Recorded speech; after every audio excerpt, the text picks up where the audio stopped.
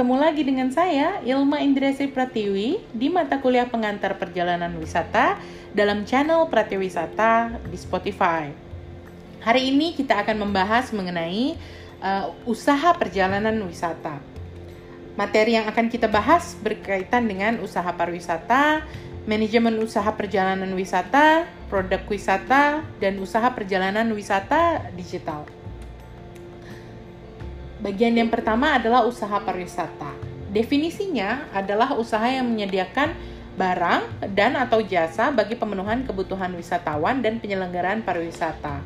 Usaha pariwisata sendiri itu ada yang berhubungan dengan akomodasi, ada juga berhubungan dengan transportasi, ada juga yang berhubungan dengan daya tarik wisata, ataupun yang berhubungan dengan pure jasa seperti memberikan layanan informasi ataupun jasa pemanduan wisata. Usaha pariwisata menurut Undang-Undang Nomor 10 Tahun 2009 tentang Kepariwisataan itu ada 13 jenis. Pertama, daya tarik wisata, lalu yang berhubungan dengan pengelolaan kawasan pariwisata, lalu berhubungan dengan jasa transportasi wisata, jasa perjalanan wisata, jasa makanan dan minuman, penyediaan akomodasi, penyelenggaraan kegiatan hiburan dan rekreasi, penyelenggaraan pertemuan, perjalanan insentif, konferensi dan pameran, lalu jasa informasi pariwisata, jasa konsultan pariwisata, jasa pramuwisata, wisata tirta, dan spa. Dan untuk mendaftarkan usaha pariwisata itu juga ada beberapa peraturannya. Misalnya ada pembagian apakah dia masuk ke dalam usaha mikro dan kecil, atau dia usaha menengah, ataupun dia masuk ke dalam usaha besar. Nah, tata caranya pertama biasanya dilakukan pendaftaran di tingkat kabupaten atau kota.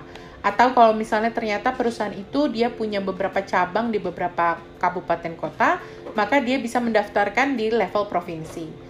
Nah, usaha pariwisata yang dia punya modal asing, dia tentunya harus berkoordinasi juga dengan Badan Koordinasi Penanaman Modal. Nah, pendaftaran itu dilakukan terhadap lokasinya atau kantornya, tergantung jenis usahanya. Lalu tahapan pendaftaran usaha pariwisata itu ada beberapa persyaratannya. Pertama adalah yang melakukan usaha perlu melakukan permohonan, lalu memeriksa berkas permohonan itu, lalu akhirnya terbitlah tanda daftar usaha pariwisatanya. Dan semua tahapan itu sebenarnya tidak memungut biaya ya, jadi bisa gratis. Lalu usaha jasa transportasi wisata adalah usaha penyediaan angkutan atau kebutuhan kegiatan pariwisata. Bisa angkutan jalan wisata, biasanya bis seperti itu, atau dengan kereta api. Atau bisa juga angkutan wisata itu di sungai atau danau ya, untuk penyeberangan misalnya seperti itu. Lalu bisa di angkutan laut, wisata dalam negeri. Ada juga yang dia angkutan laut internasional ya.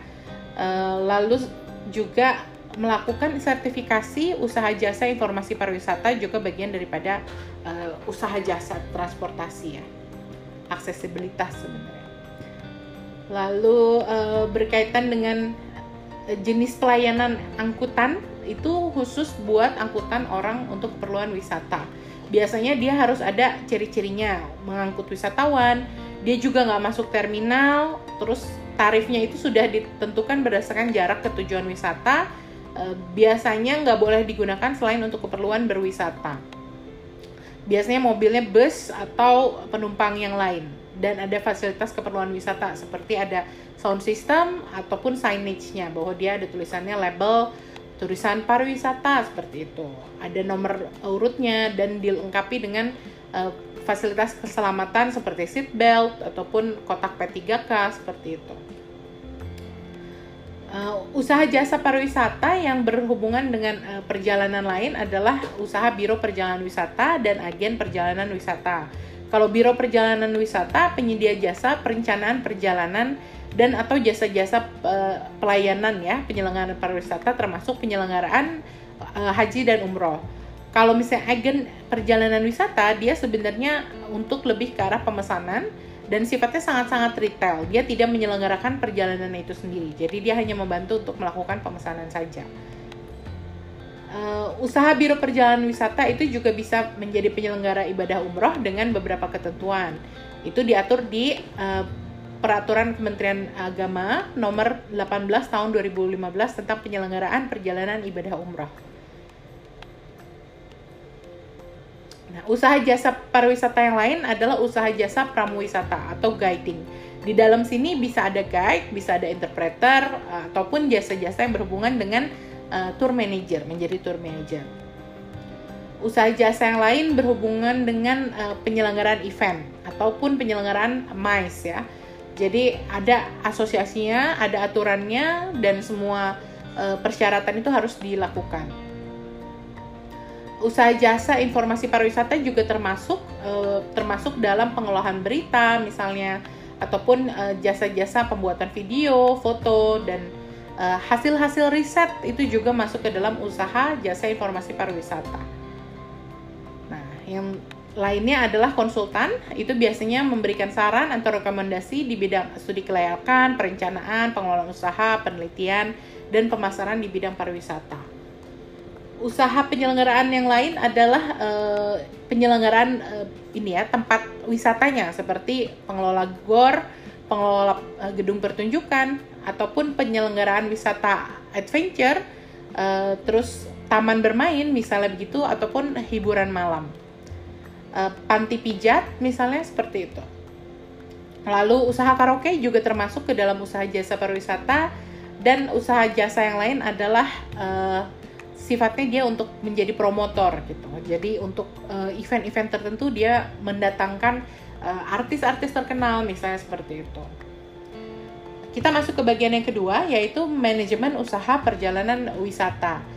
Manajemen sendiri itu sebenarnya adalah istilah yang sebenarnya manajemen artinya adalah pengelolaan. Dia mengelola sumber daya yang terbatas itu untuk supaya bisa mencapai tujuan dengan efektif dan efisien gitu. Jadi di dalam manajemen sendiri ada unsur kepemimpinan.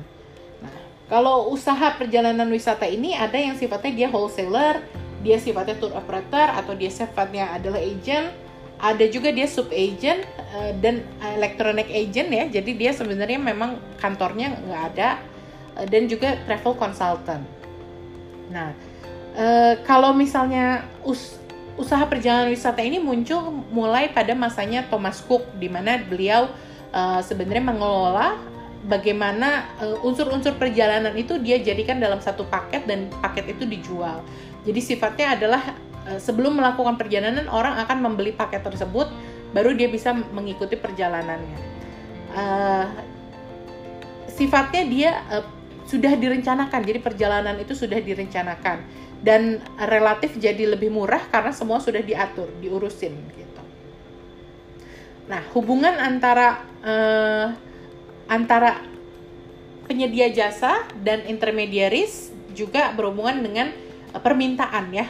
Permintaan itu yang mengelola permintaan adalah customer ataupun turisnya gitu.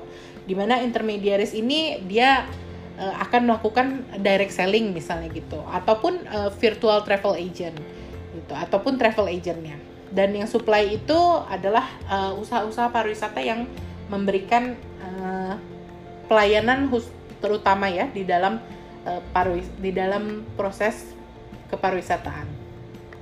Nah, kedepannya orang itu sebenarnya akan langsung ya, dari supplier itu akan langsung menuju ke konsumen. Jadi dia menghilangkan intermediaries tersebut supaya dia karena sekarang konsumen itu akan lebih sering berpergian karena dia sifatnya low cost travel gitu, dan sifatnya business to consumer. Jadi hubungan intermediaries itu hilang. Biasanya dilakukan melalui supplier itu melakukan direct selling, juga melakukan virtual travel agent, dan bisa aja dia melakukan melalui media-media lain ya, seperti telepon misalnya seperti itu. Nah, di dalam usaha perjalanan wisata itu seringkali ada pembagian berdasarkan divisi, misalnya divisi pemasaran, ataupun divisi tour inbound, atau tour outbound, atau tour domestik. Ada juga biasanya divisi ticketing untuk penerbangan, dan divisi yang sifatnya MICE untuk event seperti itu. Selain supporting yang lain yang berhubungan dengan keuangan ataupun ketenaga kerjaan daripada perusahaan. Yang terakhir adalah berhubungan dengan produk wisata. Yang disebut produk wisata itu adalah yang bisa ditawarkan kepada wisatawan dan produk itu bisa dikonsumsi ya untuk wisatawan.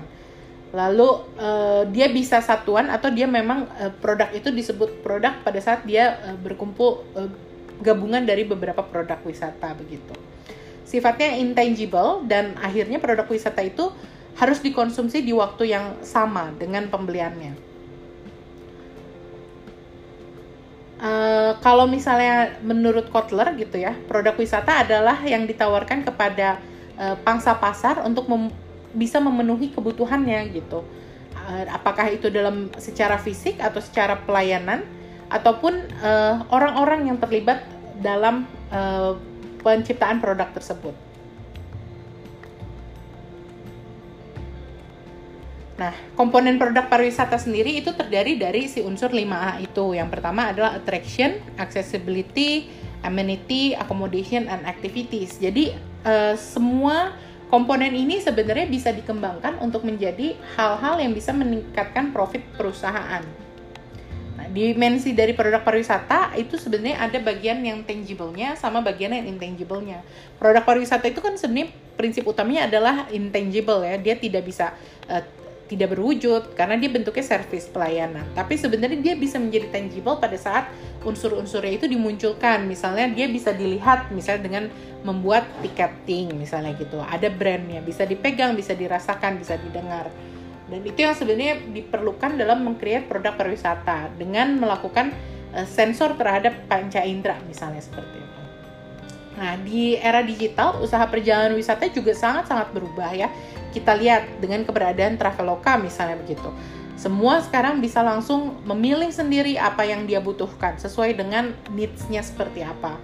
Lalu travel agent yang lain seperti Pergi-Pergi ataupun sekarang berkembang juga virtual travel agent, virtual travel operator ya. Jadi seperti Aturin ataupun outing.id gitu. Jadi ini ada dinamika yang berubah dan pola perjalanan yang berubah terhadap pariwisata, di mana yang tadinya pariwisata itu harus dikonsumsi di tempat dia diproduksi, tapi sekarang karena yang dijual adalah informasinya, makanya sekarang berkembang juga beberapa travel agent yang baru gitu. Konsepnya, model bisnisnya baru. Oke, hari ini bahannya itu sekian saja. Kalau memang ada pertanyaan, bisa langsung dilayangkan ke email saya, ilma.indriasri@upi.edu. Terima kasih atas waktunya dan ketemu lagi di topik-topik selanjutnya.